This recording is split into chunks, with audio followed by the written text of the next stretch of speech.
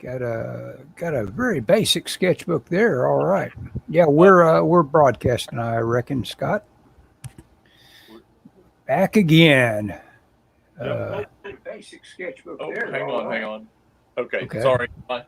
I on the TV up there, I have YouTube. Um, so yeah, okay. So what's funny is I had one of these. I have a stack. I have about four of these. Mm-hmm. This particular sketchbook, Strathmore 300, and so during the pandemic, let's see, I got my stack here. So I've used these off and on over the years, and it's just your basic Strathmore sketchbook. So let's see. During the pandemic, let's see, was it this one? No. Okay, so two of these are old. Mm-hmm. So this is the one I bought it. Um, uh, uh, Michael's had them on sale, and so I bought one.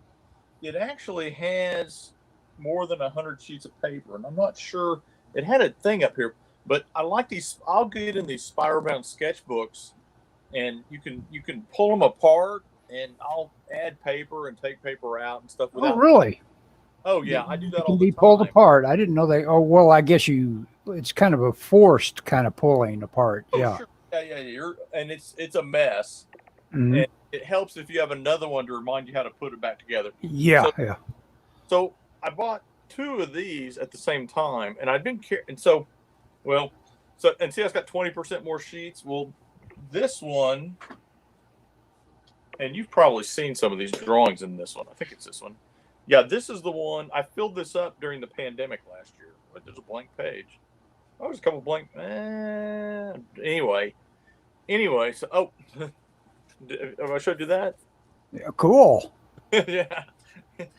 Oh, you know what? That's to say I'm not going to carry this sketchbook around with me anymore. I drew a naked chick in it.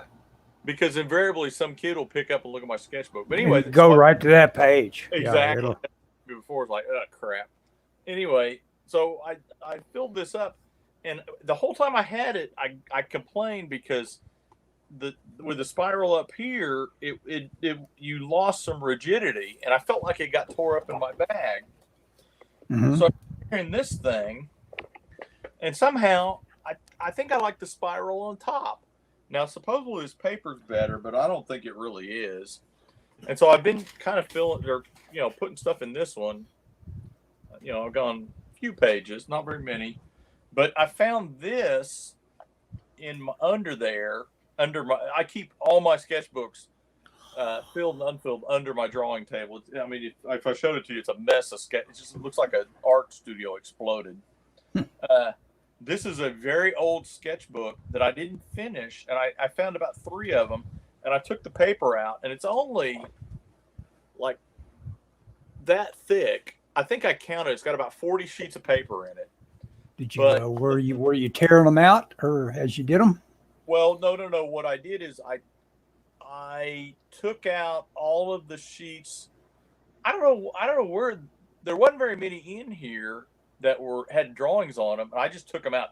I have been known to tear out bad drawings. I've been known to throw away whole sketchbooks if there wasn't anything I thought was good in there. Mm-hmm. Just kind of depends. But the weight difference between these two is incredible. This is probably half the weight of this one. And so I've been carrying this in my bag back and forth to work, just because I like it because it's lightweight. And that's the long and the short of it. I'm super particular about my sketchbooks. And, I take it to work with me in my bag every day. And so it's like, well, if it's heavy, I'm carrying this heavy thing that I may not even have a chance to draw in. So I just started this. I literally have like 2 drawings in it, So mm-hmm. This was just a couple days ago. But I'm trying to do more kind of direct drawing anyway. So I wanted to show you something. So a mutual friend posted a link, and I don't want to say the name of the book, but there was a book by a particular artist. You know what I'm talking about? Not yet. I would flunk Jeopardy on. I would hit the buzzer way too quick right now. It was the pop-up book. The pop-up book. Oh, cool. Oh, It looks like a well done book. oh, I'm distracting you. Okay, so What do you so mean you're distracting me? Isn't that what you wanted to show me? no, that's not the Paul Pope book. So our friend posted a link to a Paul Pope book, and Oh, did you look at it or did you oh, investigate? Because oh, it's yeah. It big. was an eBay. Supposedly, he called it outsized, but then I looked on Yeah, the Amazon specs, and it's 8.5 by 11. That didn't yeah, seem. it's. I've had that book on my wish list. I've taken it off, even though that was a reasonable price for it. Hmm. The printing is it's a big book, but the printing is all real small in it, and so it's like Oh, I don't really yeah. want that What was the point? exactly. I didn't want that much gutter. Thanks anyway for the bonus Exactly. gutter. That's exactly what it is. And so you have an okay. So this is okay. So now I'll show you this book. So this book is I got this at the library. It's a library book, and I checked it out. It's about 10 years old. I checked it out a while back, and for some reason it popped up in my memory. Oh, I know what it was. I was looking for sketchbooks on the Metro Library search, and this came up, and so I checked it out, and I read through it, and I'm so impressed with it on its second viewing that I ordered one off of Well, Amazon, $10 on it. it looks like great little character Oh my designs just gosh! on that level. Oh, at the very least, Ellis, you need to check this out. Oh, yeah. I think you would like it. It's by a guy. It's called The Bird King, an artist notebook by a guy named Sean Tan. Mm-hmm. He's done a couple comics, but he's mostly an illustrator. But it's just very, I would call him like stream. I mean, it's exactly the kind of stuff I love. It's not realistic, but it's like drawings of Oh animals, yeah, and it's just just full of life oh, and also yeah, he's got that. He wouldn't surprise me. He's done a little animation. He goes straight to I think he went a to animation. very quick little mannequin of things, and then adorns the little mannequins in a very fun way. He's got some, fairly Yeah, oh real. yeah, that's a Like great little watercolor I was there. taking shortcuts. So okay. So what happened was I was at work and I was showing one of my employees some artwork of my cousin's. My cousin is an artist. I think I've told you this. Mm-hmm. He's about 15 years older than me, and he has this knack. I think he is more artistic than me, more creative. I don't know. His drawings are very loose, and he can draw realistic, but he draws. This guy reminded me of it. I Mm-hmm. was just find. I don't have any examples of my cousin's art handy. Oh wait, I got one here in the frame. Let's have a look. Yeah, I just posted something to my Tumblr that mentions a guy named Ken Mundy who did the credit sequence for the Wild Wild West TV show. Yeah. And I love looseness. Yeah. Oh, yeah. Yeah. It's kind of a watercolor and ink thing. It's called Hmm. Dragon, which you can kind of see a dragon in there, Sure. but it's just all of his stuff. Not all of his stuff, but I mean, yeah, I've seen him do like real realistic stuff. I was just see if I could find. There was another one I had on my computer at work. Anyway, I was showing my coworkers this, and we were kind of talking about it, and she was talking about this idea that oh, just kind of this idea of being loose and being very artistic and creative, and I said, I'm not like that. I mean, I tend to work pretty rigid. So Hmm. then that day, I got this book in the library, and I read it, and I was like, oh my gosh, this is amazing. So I ordered me a personal copy, because I think it's just so inspiring to look through. Yeah. Well, I just could tell at a glance what you were just showing there that it was good stuff. This is sort of a book that you'll find, anything that gets an art department like the sort of mob that does video games, those are the sort of books you'll see laying around or people bringing them in.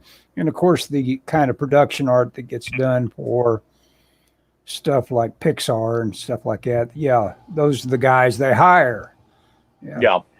So this has kind of inspired me to do a couple to one thing, work in color and do. I've had this for a little bit. I took this to New Orleans with me, and it's all pencil stuff. I don't know if I've showed you some. You've seen some of this stuff, Some of but it. it's all Yeah. fairly tight kind of stuff.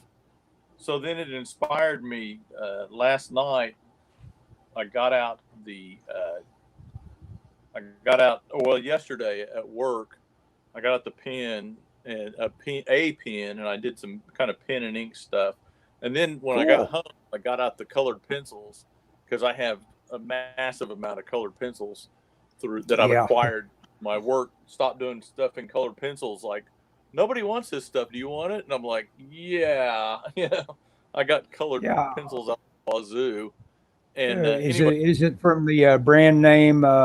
What you call it? They're all quality Prismacolor stuff. Prismacolor, yeah. I got a set of pencils that were barely used. I think it's 124 pencil. I mean, it's probably a $300 set of pencils. Yeah. And I had two really nice ones before that. In fact, last night I kind of went through the two small ones to kind of make I got a little bag just loaded with colored pencils. I'm going to do a search right now. I'll throw it out as a trivia question. Oh, it looks like somebody was maybe with us here. Let me see. Yeah. What's happening, says Xander's Rants. Oh, not much, Xander. We're just babbling around as usual. I'm going to look up Xander. Here's a question for you and Scott. I don't know if you guys know who Rageaholic is, but do you know he's a huge fan of The Shadow? Now, do you suppose Rageaholic likes what? The Alec Baldwin version? I'm doing a search right now. I'm wondering. Oh, you think that I don't know who Rageaholic is. I don't know. Rageaholic. Anyway, so I've been doing pen stuff, a little bit of colored pencil. I did a cat. I kind of like my cat. Of course, it was inspired by there's a red cat on there, but like the cat. And then I did a beholder. I don't know. You're probably not familiar with a beholder. Well, it's that's from the Dungeons and Dragons. Big Trouble in Little China, isn't it? It's from Dungeons and Dragons. Oh, okay. It's a monster in Dungeons and Dragons. Anyway, I've been messing around with the colored pencils a little bit and just trying to be I don't know.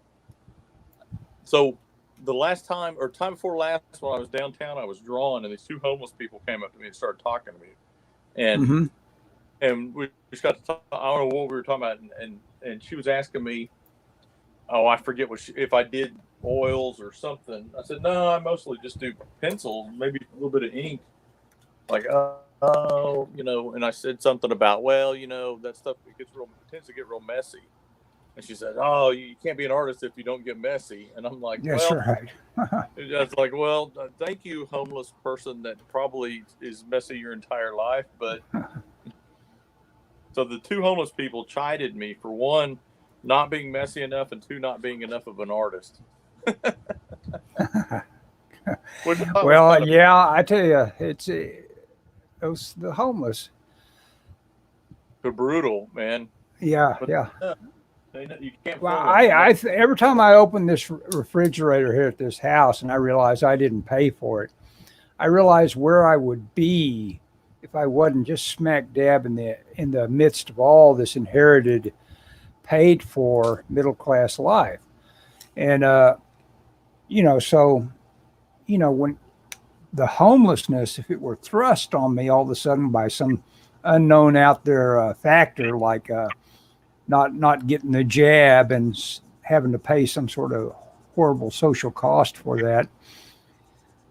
That's all I can think of right off the top of my head. Or for that matter, it all just burning down. and then having to start from zero. Zero would be tough to do at my age and with my ingenuity toward survival that I know how to do. Uh, I'm not that equipped to survive. And so, yeah, homelessness would be almost instant for me Uh, if I was to lose everything. it would only be instant if you didn't let me help you. I would help you. Okay. You know, and you could sleep in my garage. It'd be okay. Okay. You won't be homeless. Yeah. I Well, got to shut up. I would probably do some sort of ingenuity. I guess the brain would turn on at that point. I would hope a little bit, Well, but it, so well, let me say this, and I don't want to get into too specifics, and no one misinterpret what I'm saying, but because of Xander Rants works with. I'm sorry, I just wanted to mention this. He works with Axe Cop, Ethan Nicole. oh That's kind of cool. That's oh kind of a cool job. Some big jerk. Evening, gents. Howdy yourself. Yeah, those guys. Thank God somebody's got a funny filter firmly in place for what goes on in this world. Because I love me some. Now I can't think of it. Hollywood Babylon. No, what's it called? Babylon B. Yeah. oh yeah. Wait, is that where Ethan works or Yeah. All those cop guys, guy? they must never look up. All the gags just keep on coming, and that takes some work to come up with all those jokes. It may not seem like work some days, but I'm sure most of the time it seems like work. Hey, if you're punching a clock, even if you're on salary, it's work. Well, No matter what you love, even if you're doing something creative, it is better to be doing something creative. Though you'll walk out of a sure. day job like that saying, that was a good one today. Well, I mean, I love my job, and it is creative. I mean, my job's cool. So my job has evolved because my job, I don't get to sit with my head down drawing as much as I used to, but now I get to look at other people. First off, now I get to pick and choose what I specifically want to draw. And if there's anything cool, rest assured I'll snap it up. That is But cool. not only that, I get to work with people. And like, for example, today, one of my 3D artists who works in ZBrush, I got to have input on a sculpture he's working on. And, I get to look at that stuff. I don't have to work on it, but I get to say, well, you need to tweak this and that. And, that to me, that's cool. It's more of a creative. I'm creative, but I don't have to do the hard work. Well, sure, yeah. Art direction is, and the important thing about art direction, if you've got those, if you're herding cats with a bunch of artists and you're doing a good job at it, you're doing a pretty impressive thing because art directors are always typically not the most popular people among the creative floor they're on. What works good for me, and I mean I'm working with people that I cannot do what they're doing, specifically sculptors, traditional sculptors and 3D sculptors. But what helps me is they realize that I appreciate what they do. I'm not a micromanager, and my job is just to get stuff done on time at the highest level possible. And they seem to appreciate that. And people that I thought would be reluctant to have me tell them are very quick to ask me my opinion on what they're working on. That's pretty cool.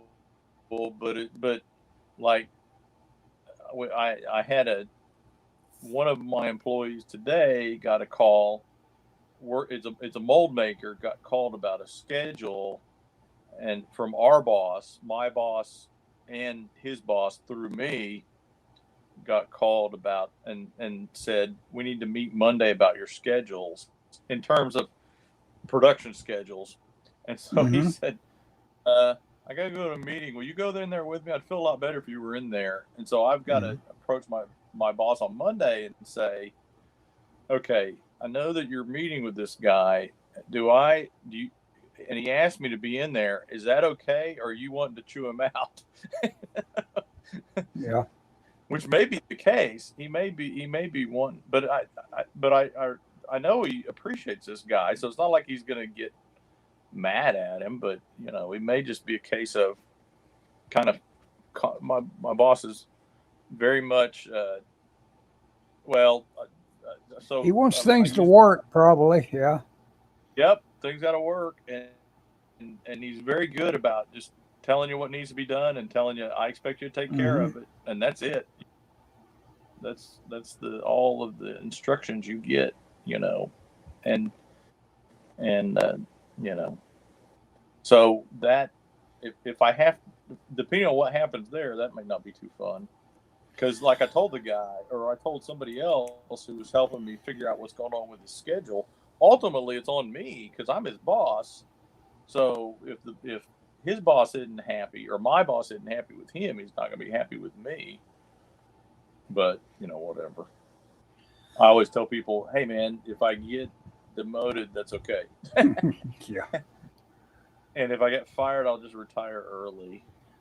Exactly. And I'll draw Scarlet Witch's thighs all day. There you go. Anyway, I felt like I was going somewhere before I got diverted. Oh, I figured out what I'm going to do with my comic pages. What are you going to do with them? I drew those 4 pages before vacation, and I've realized.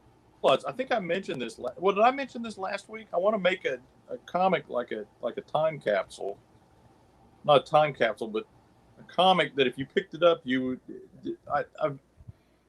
would say, Scott. That's early Scott Sackett. Yeah. Well, no, more like. Okay, go ahead. It reminds you of like reading a comic from the 70s. Oh, yeah. You did mention that. Yeah. You did talk about it. Yeah. I don't know where my notes went. They must have another sketchbook. Oh, you got some notes for this show?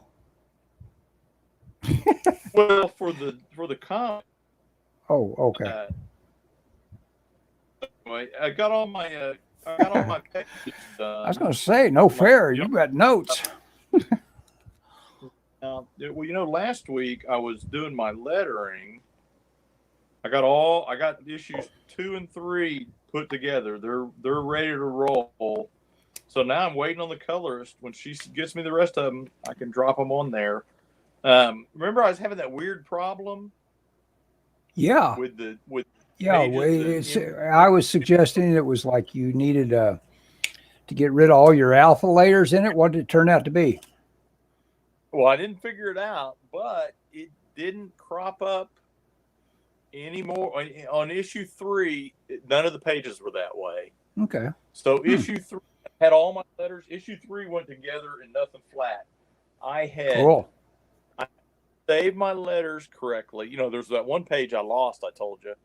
I'd saved all my letters, and when I sent her the line art, I'd put all the special effects on it, or the sound effects, whatever you're going to call them. And so when I got it, that was all colored already. I didn't have to worry about it. There was one thing, that was in issue 2. There was a couple things I did in issue 2 with the colors that I emailed the writer about. But I'm done with 3, and so I'm just waiting on the publisher. Well, I can't wait till that comes out because I want to see what all happens with it. I want to see every little bit of smidge of notice that you guys get, because I think it'll just be kind of cool to see what they do when they're involved in a rollout where they're trying to launch something totally, this has never had any sort of iteration before. This is all you.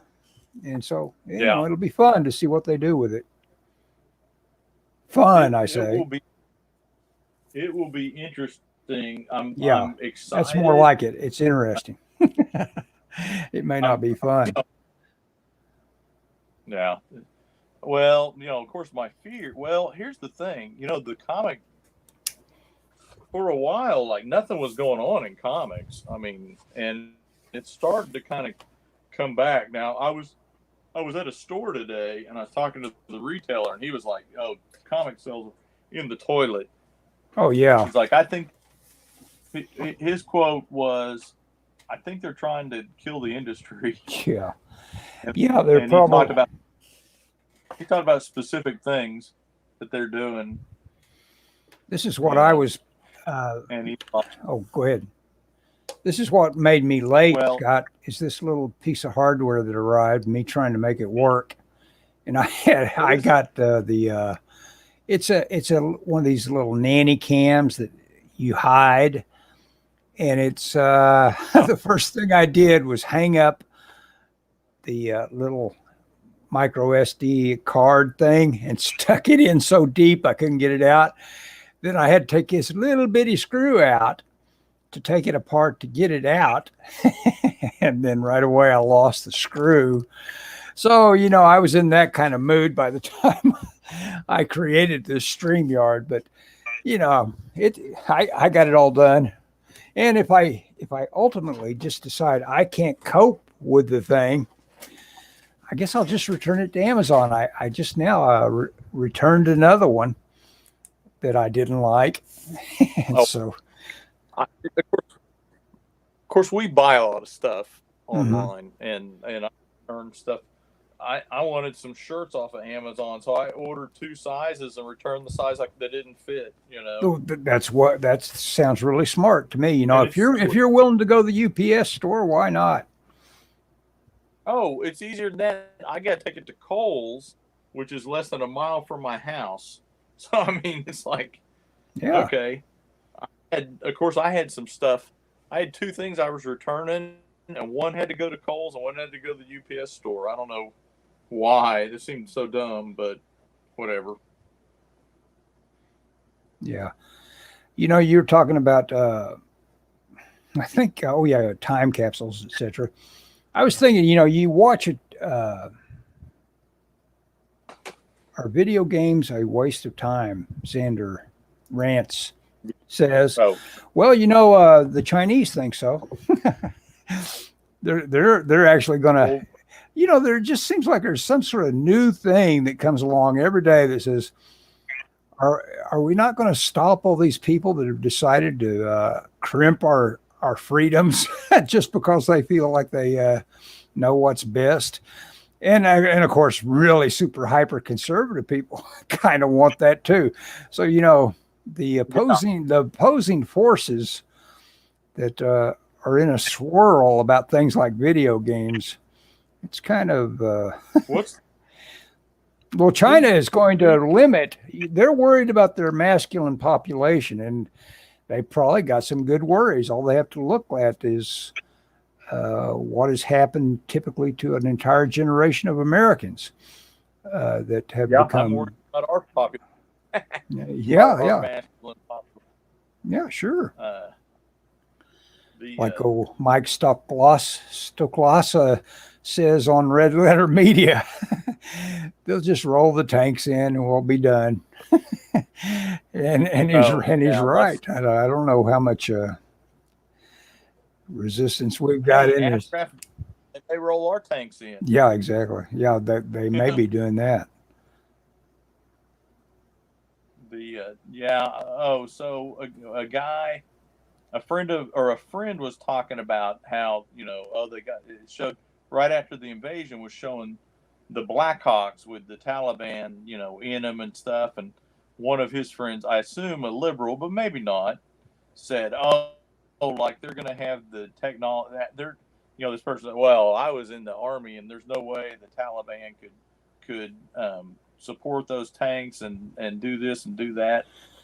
And my thing was, they don't have to. The Chinese will. Oh yeah. Help you them. betcha. Yeah. No, they'll have all the infrastructure. Joe likes that word. They'll have all the infrastructure they need to get their use out of those billions of dollars worth of hardware. Oh yeah. Well, what galls me, Ellis, Mm-hmm. is 65,000 machine guns, not assault rifles, machine guns. Yeah. Like, why couldn't I have got one of Oh, those? yeah. And the ability to project force all over and terrorize that whole little region. Just think how useful all those armored Humvees is going to be. That was one of the biggest things they got. Instead of running around in open little Toyotas with a couple of machine guns, they're going to have armored Humvees. Of course, I imagine, they have to pay a lot more for gas. Those Toyotas are probably pretty efficient that way. Yeah, but yeah, small consolation. Yeah. No, they'll be really a lot better at projecting force all over the place, having their way. Well, like they weren't going to anyway, but that was the whole mad point about it. They've got a pretty they've got a pretty viral video going on that involves Julian Assange, where he talks about 10 years ago what the war in Afghanistan involves, and it's all about it's kind of like money laundering by virtue of doing this and that. All that vast wealth is being it's just a way to pay for contracts and pay for influence and all that. It's just a way to turn a spigot on that wouldn't be on otherwise. And we're all about transfer of wealth to it's pretty scary to think about right now. The big deal is going to become climate change, just because how much money is going to be involved in all of that. Oh. And that transfer of wealth is just going to be so horrific in terms of like just straight up theft. I don't think we can actually stand it. When you talk about trillions is just a completely abstract term that allows them to bottomless, never have to worry about budgeting again. And you just don't want your government to have that sort of nonchalance about how much more money they've got than you. You don't make your overlords into billionaires if you can help it. Billionaires, trillionaires.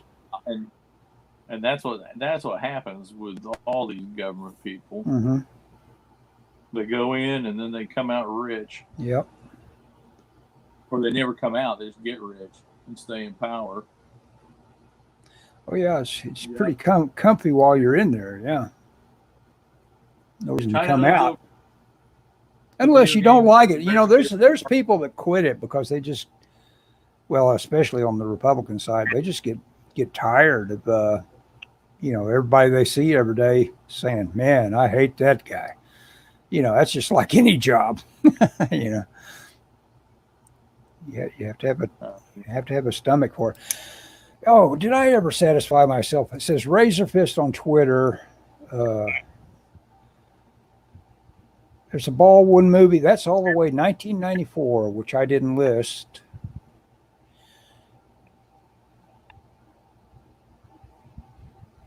Oh, yeah, The Shadow. Surely he's made more comments about the Baldwin movie than that. He seems to be just like a huge Shadow fan. I love the Shadow. I was mentioning the word Shadow, though, because of the psychology script book I'm on right now. And it talks about the shadow, that we all have this, he's on the Carl Jung part, which involves the duality that Jung talks about. And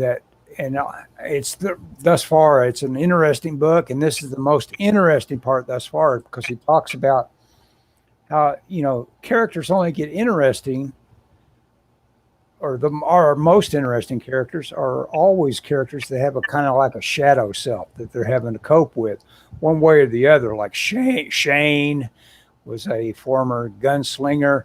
And of course, The Unforgiven there's Will and there's Bill, and there's you know, in the Eastwood's movie, and that's like, you know, that's a great example of a character that's double evil in it, but he has to face himself when he you know, goes back into town to kill old Gene Hackman, you know. Yeah. Anyway, you know, it's a great little book. It's great to have something like that for reference to say, I remember all that stuff about the shadow. I need to look that up again and get some cool ideas, you know, for inspiration. Oh yeah, I love the Shadow. Well, yeah, the shadow is just straight up.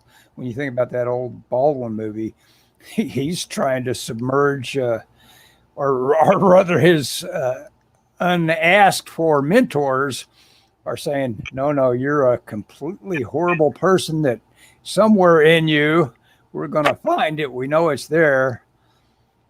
We're going to make you into a good person. But right now, you are the number one world's worst person. So that's kind of interesting that our hero is that interesting. He's right on the edge of being the world's worst person. I always dug The Shadow. I like that movie. And of course, the only people that were going to be huge in terms of like turning that into a franchise were going to be the old people that loved all the, you know, the mythology of it and loved the old radio show stuff. And they hated it. They hated it. Yep. And that was death. You know, it just didn't go on from there. Yep. It did not treat the character. It was a little too slapsticky for most I guess people. that was it. Yeah, I mean, it's like, what? Jonathan Winters? Yep. Tim Curry? What are they thinking? No, I loved it. I loved it. I thought they did because it looked just like Michael Kaluta. Of course, Kaluta was basing his on the old pulp covers. So it looked just like the old pulp covers. I was never a big Shadow comic book fan, but man, I was a fan of the pulps and the radio show. Somehow, when I was a kid, I got into the radio show, and I acquired a cassette of, or a set of cassettes of, I don't know, there was maybe half a dozen episodes. It may have been 4 cassettes. There may have been 8 cassettes in there, or 8 episodes. But I'd heard about it when I was a kid, and I want to say my dad talked about it. I can't swear that, but somehow I knew about it. Maybe it was just in the collective consciousness. Mm-hmm. But yeah, it is practically. I was at the drugstore, and they had 2 of the Shadow novels. They'd re-released about a dozen of them in the 60s or in the 70s, and they had 2 of them. And the drugstore I went to was weird because it would sell comics without covers, and it sold paperback books that had a hole punch through the cover. And I didn't realize that meant it had been returned. Uh-huh. And so they were basically stolen. And I got the paperbacks. They had 2 of them. I think one of them was the Gray Fist, and one of them was the Shadow. And I just devoured those things. And what are they? And later I bought. What do they call that? Remainders.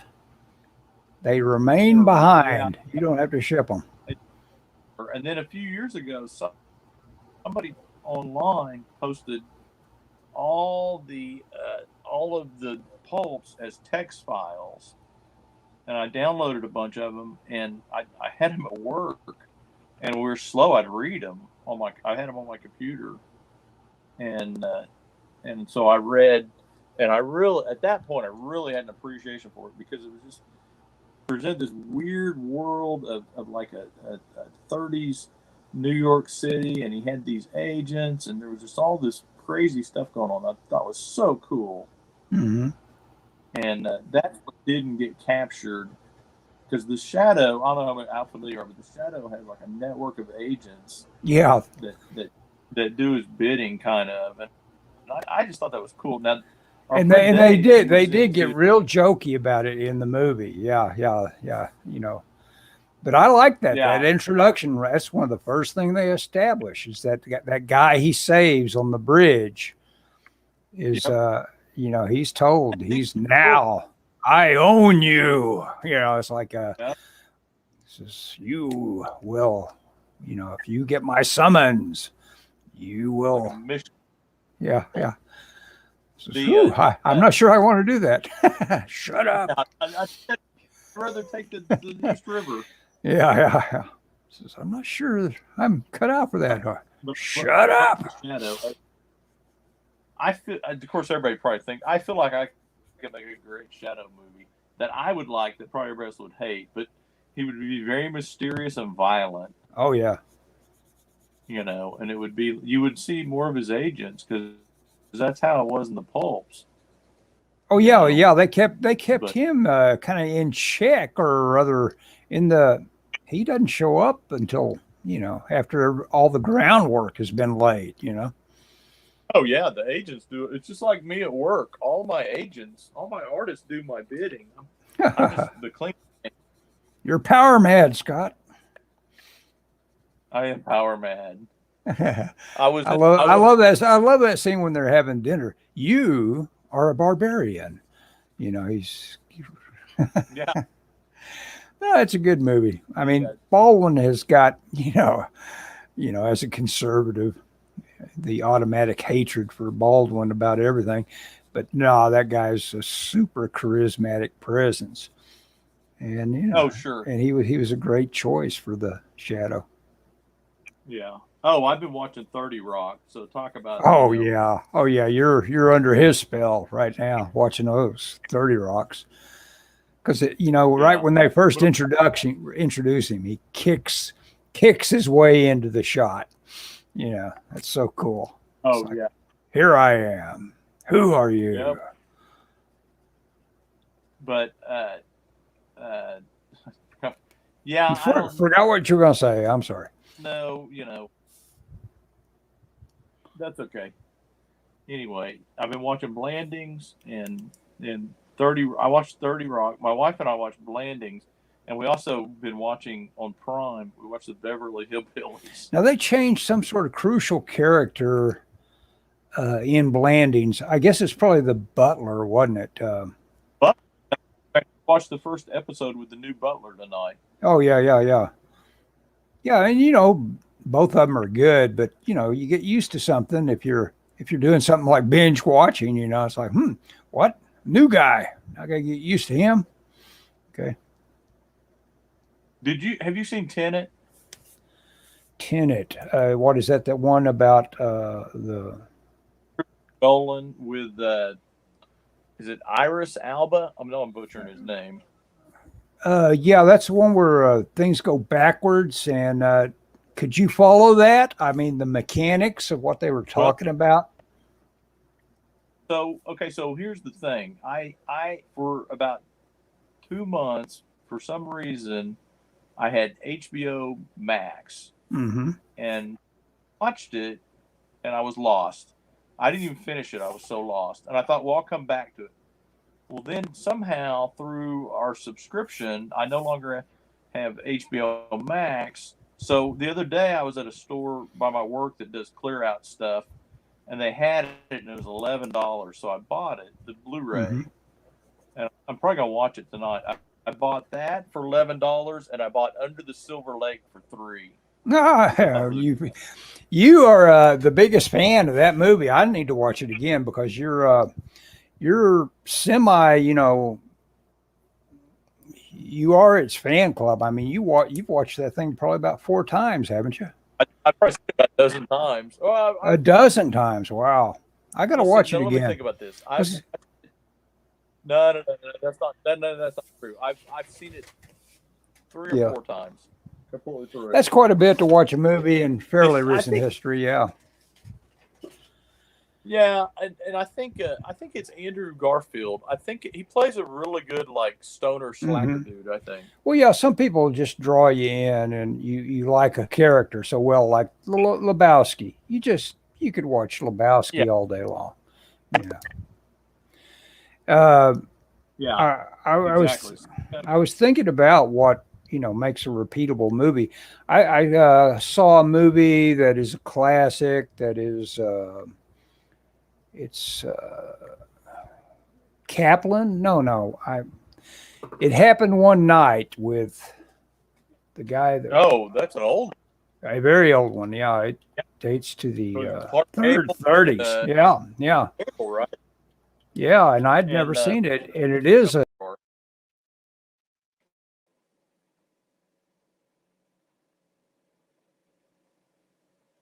Ellis, did I lose you? I can't hear you. Nope. I think we've lost Ellis. I don't know if he's gonna sign back in. This is weird. I don't know if I'm still broadcasting. Yeah, it says I'm live. Okay, I'm gonna hang on. Ellis just dropped out for some reason. I have no idea what happened. He could have lost power at his house. He could have, but I think if I don't know why I'm still broadcasting or still broadcasting, but I know it is. I'm gonna hang on and see if Ellis comes back in. In the meantime, you can watch me draw, uh, and I'll watch the chat and see if Ellis shows up. So if you haven't seen what I'm working on or what I was talking about, I talked about this a little bit last week. I recently did a hang on, I'm grabbing it. This is it. Yeah. So I did this 4 pages of a comic. Oh, that's not it. That's one of the reject pages. I'm missing one. I think it's up there. Anyway, I did this comic, and that's the patch panel right there. I like that fight scene a lot better. Anyway, I did this comic just with an idea, and it's just this guy shows up at the airport, and he gets off and he gets attacked, and so he gets in this fight. That's the patch panel. He gets in the fight with these masked people, and they run off, and he gets in the cab. Hang on, let me grab the. I think the last page is up here.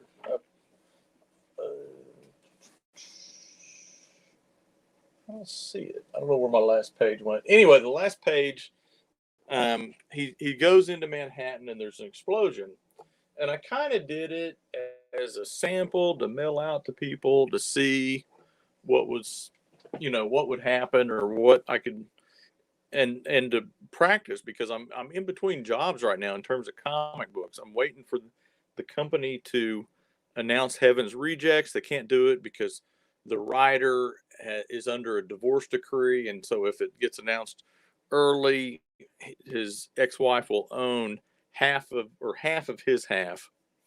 We don't really want that. It's not that we care about the money so much as we don't want her having control of it. Anyway, so I've been drawing this to keep myself busy. I was kind of trying to draw it in kind of a Bronze Age style, uh, and with various results. But anyway, but I got the pages done, and I didn't know what I was going to do with them. So I realized what I really want to do is I want to make because I enjoy the Bronze Age of comics and the particular aesthetic, and I really want to make a comic that looks like something that came right out of the mid '70s, and that was kind of the goal with the art, maybe with a little bit of modern influence, a little bit of manga influence that the '70s didn't have, but so I came up with a story that would encapsulate those four pages that I had already drawn. The fourth page ends with this explosion, and then I'm going to go. What I'm going to do is I'm going to move the 4 pages in. I'm going to do 3 pages. It's going to be an introduction. You're going to see it's going to be just like an issue of like the Avengers or Fantastic Four. You come in right in the middle of a some sort of training session, and there's going to be a fight or something, and then it's going to be interrupted by there's an emergency explosion in Times Square. Then it's going to say flashback, 45 minutes. It's going to show the plane landing, and then the guy in Times Square, and then the explosion. So he's going to show up about the time our heroes show up, or a little bit before them, I guess. They're going to show up, and he's going to have some sort of superpower that he didn't exhibit in the first 4 pages, but it's going to be obvious he's going to be trained of some kind, and they're going to fight this. It's going to be some sort of big creature they're going to fight. They're going to fight the big creature, and I'm going to do some flashback. I'm going to do, because in the 70s it was big that there would be what do you call it, like ongoing subplots. And so I've got two subplots that I'm going to show. One of them is going to be some kind of outer space thing. Think of like Captain Marvel, the original Captain Marvel from Marvel Comics with the blonde hair and the nega bands. And hey, I'm back, Scott. I'm sorry. You realize what I did, don't you? You realize what I did? I searched on this web page, and of course, just totally canceled the thing. But what surprised me was when I went to YouTube, I thought, I'd deleted it, and you were still talking. So, oh yeah, dude, I rambled on. I left you on the open line, and you kept it open, and I was able to get back in. All right. I'm surprised that it didn't cancel it. I figured it would, but I looked. It was still doing time, so I kept talking. Anyway, I was talking about my comic project that I'm going to work on. And I was talking about how I'm going to do 2 pages that are subplots. One of them's going to be like an old Captain Marvel thing. It's going to be some kind of outer space thing. It's going to be there's going to be 1 page. It'll be meanwhile in outer space, and he's going to be doing something. I don't know what. And then I forget what the other one's going to be. I got it in my notes, but I can't find my notes. And then also, and I didn't mention this, I'm going to do, I think I mentioned this last week, I'm going to do fake ads and stuff. I want it to be like, if you buy it, it's like, oh, this is exactly if I bought a comic off the stand in 1975 or whatever. And I just feel like that's something that I think, because I'll be honest with you, I hear about, I mean, to me, that's like the ultimate era of comics, and it would just be cool to have been around then. I don't have a time machine. I can't go back and do that, but I can pretend like I can. And so by doing my book, so that's what I'm gonna do. Did I lose you? No, I'm still here. I was just goofing around until I finally got the camera back, and for some reason it wouldn't start my camera, but now you're gone. What'd I do? Oh no! Wait a second. I'm gone. No, you zipped away for a second. I don't know. Oh, I did? Yeah. That was, well, we're about out of time anyway. Oh, were we? Are you sure? Where does it say how much time? 52 minutes. Yeah. Pretty close. Hey, let me ask you this, Ellis. Okay. I'm off work tomorrow. I'm thinking about going downtown. My only reservation is supposed to be kind of warm tomorrow. I bet it is. Do you want to go? Do you want to go? What time are you going to get there? Yeah, I don't think I will, because it will be so hot, and we probably won't have much to do. It's like Labor Day, right? It is dove hunt. It's dove hunting season. That's what I know about it. Monday's Labor Day. Yeah. Oh, before we go, then, let me show you these. Did you watch my video about the Amazon pins? No, probably not. What have you got? I don't have one. I thought. Okay, well, that was the one thing I was going to give you a couple of those Amazon pins. Oh yeah, I could return your. That'd be a good thing to do. I've got your little thumb drive here. Yeah, that gives me That gives me a purpose. What time do you want to get together tomorrow? You name a time. What time can? I'll be up early because we get up early around here. So you're just going to go downtown with not go to work at all? Nope, I don't. I'm off work tomorrow. Okay. Otherwise, I wouldn't do it, because it'll be by noon. It'll be too hot. Yeah. Well, yeah. Let's go early enough. You want to meet at my wife's work at like 8? Is 8 too early for you? No, I can get there. 8 o'clock. Sounds good. Okay. Just and it should be light, and it shouldn't. I don't think it will start getting real warm until like 10 or 11. So. Oh, okay, sounds good. Yeah. It just depends on how muggy it is. I can stand it if it's hot, If it's hot and desert-like, I can stand it. Okay, yes, I'm glad we at least say goodbye to each other, and we'll see each other tomorrow. All right. Okay, 8 o'clock. Okay, 8 o'clock. In Michelle's broadcast. work. Okay. Okay. I'll Bye, see you. everybody.